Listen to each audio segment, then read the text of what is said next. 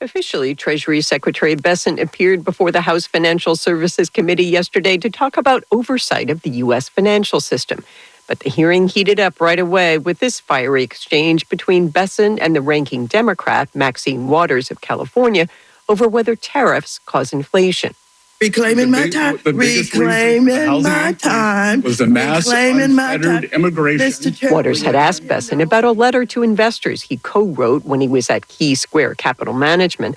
In the letter, Bessent says tariffs are inflationary. Bessent was pressed again about the letter later in the hearing and said this.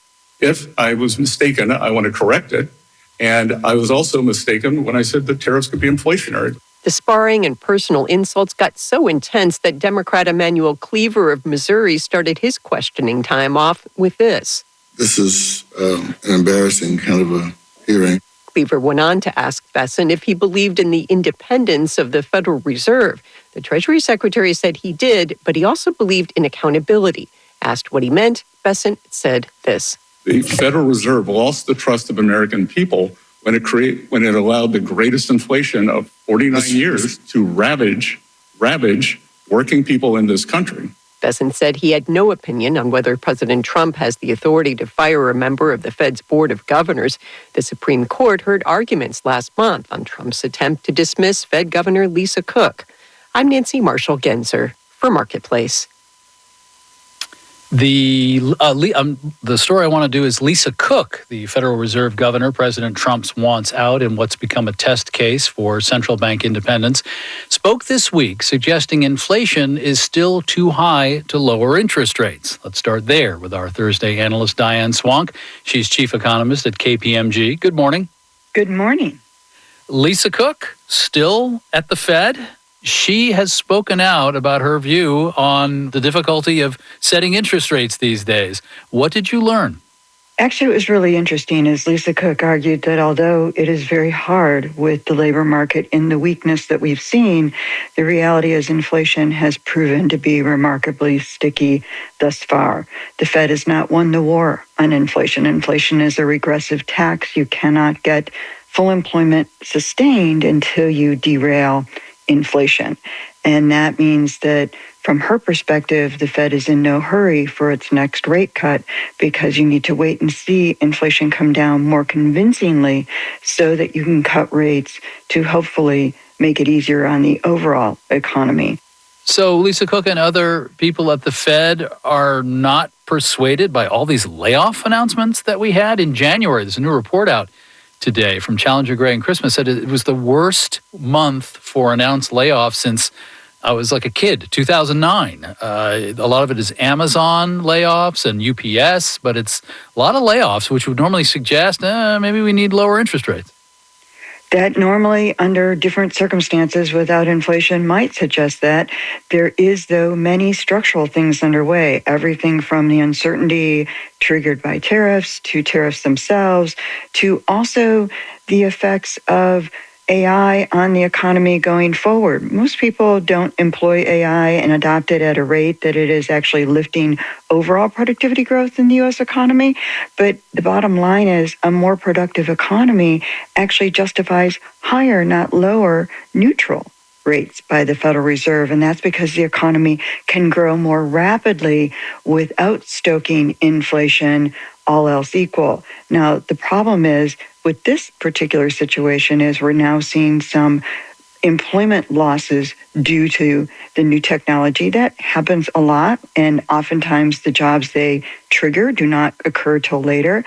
But it really is an important point to understand is that the productivity growth we've seen thus far has not derailed inflation. Analysis from Diane Swank, chief economist at KPMG. Thank you. Thank you.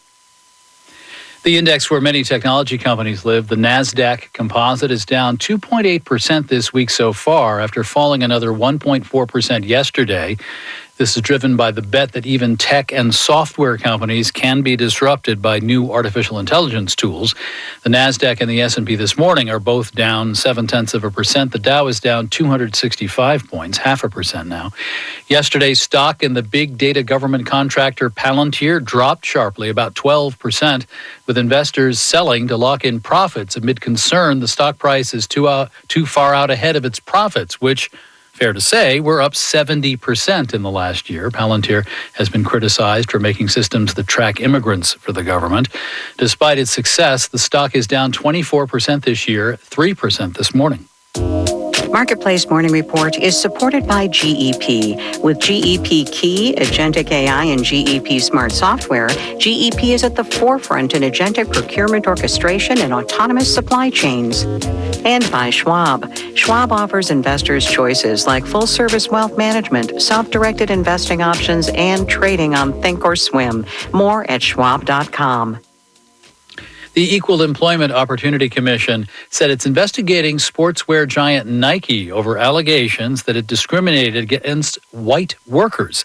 The agency has taken the matter to court, asserting that Nike failed to provide all of its records requested on layoffs and the use of race and ethnicity data. Michelle Fleury is with our partners at the BBC.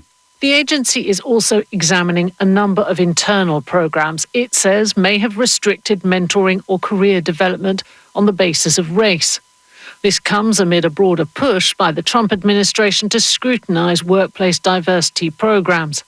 Nike responded, calling the court action a surprising and unusual escalation.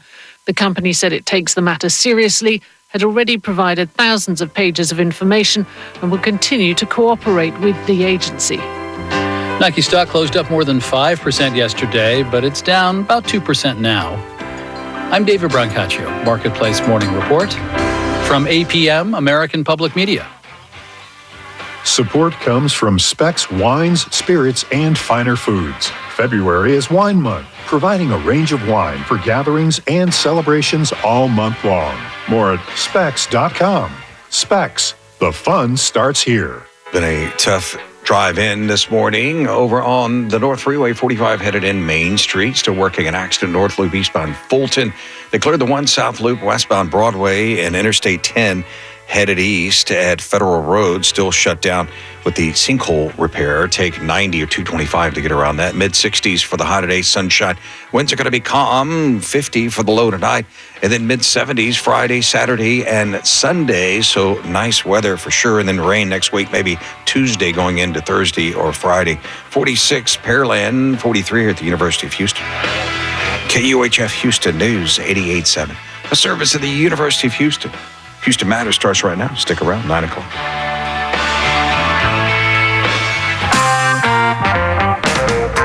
The city of Houston's budget deficit is probably not being helped by what its controller says is more than $50 million extra spending on overtime. I'm Craig Cohen. Today on Houston Matters, Controller Chris Holland shares what the city's spending, why, and what it might mean for Houstonians.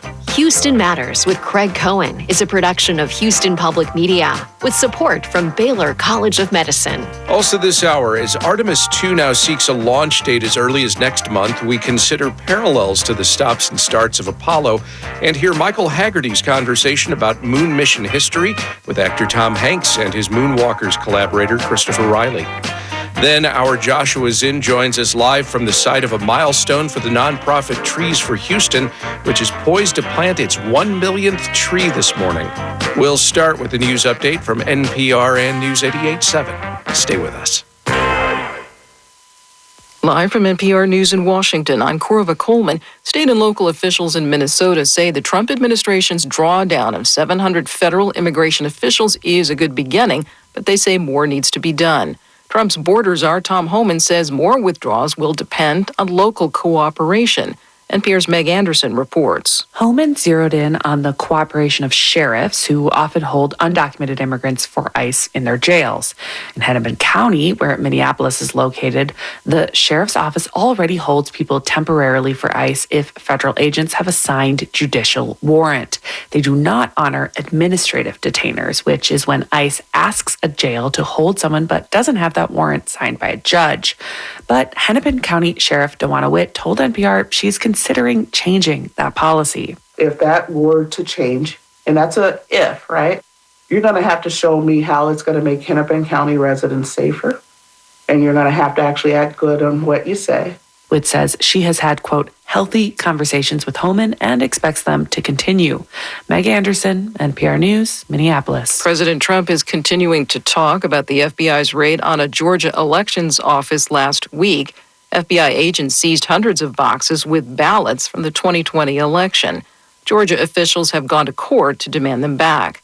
Trump says the Director of National Intelligence, Tulsi Gabbard, was also at the raid in Georgia because U.S. Attorney General Pam Bondi wanted Gabbard to go. She took a lot of heat 2 days ago because she went in at Pam's insistence. She went in and she looked at votes that want to be checked out from Georgia.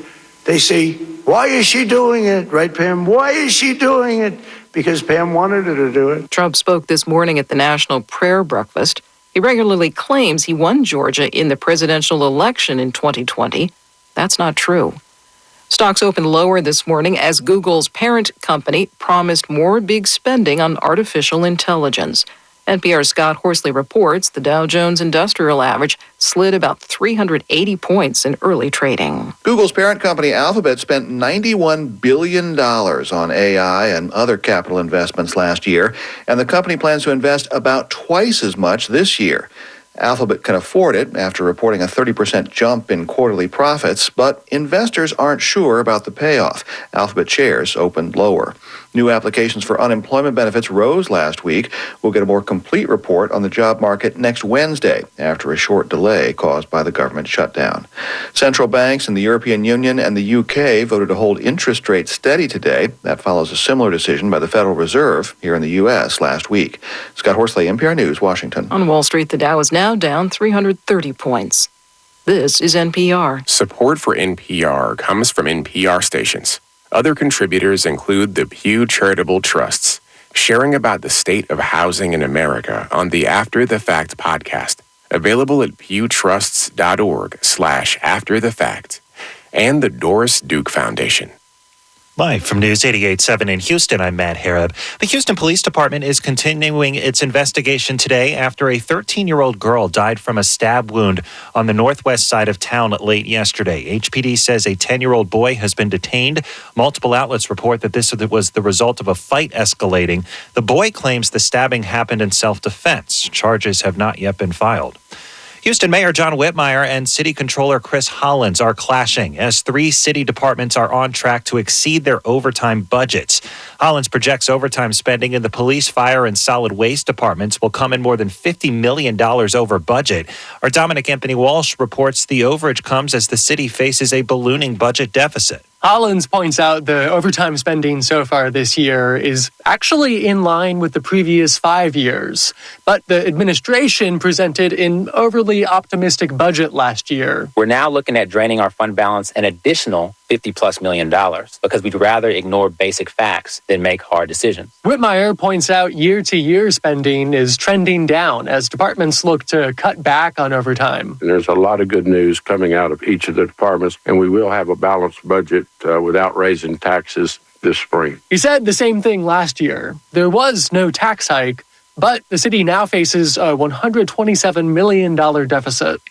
I'm Dominic Anthony Walsh, News 88.7. Governor Abbott spoke about his efforts to curtail school protests during a stop in Houston late yesterday. If kids are skipping class, going out protesting, those schools are not going to be paid for that day for those students who are skipping class. It's the responsibility of the superintendent, the principals, and the educators to make sure those children are in school getting the education they're supposed to be getting. The TEA has warned schools to crack down on protests during school hours or face possible sanctions. Recent protests are related to immigration enforcement tactics. 43 degrees right now here on the UH campus, and we're set up for a high of around 64 later this afternoon. I'm Matt Harrod, News 88.7. This is Houston Matters. I'm Craig Cohen. Thanks for joining us here on News 88.7 and Houston Public Media's YouTube channel. Coming up this hour, Artemis II's delay parallels the stops and starts seen during the Apollo missions. Our Michael Haggerty talks with actor Tom Hanks about moon mission history. Also ahead, Joshua Zinn joins us live from a celebration by the nonprofit Trees for Houston, which plants its 1 millionth tree in the Houston area this morning. Plus, incomes are rising, poverty's falling, so why are Texans struggling even more to pay for rent and mortgage? We discuss.